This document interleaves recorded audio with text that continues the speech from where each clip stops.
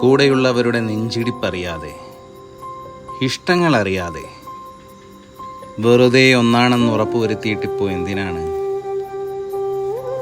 ഒരല്പനേരമുള്ളപ്പോൾ ഒന്ന് കൂടെയിരിക്കാനോ കുറച്ച് സമയമൊന്നും മിണ്ടാനോ സമയമില്ലാത്തവർ എന്നും കൂടെയുണ്ടെന്ന് പറഞ്ഞിട്ട് ഒരു കാര്യവുമില്ല.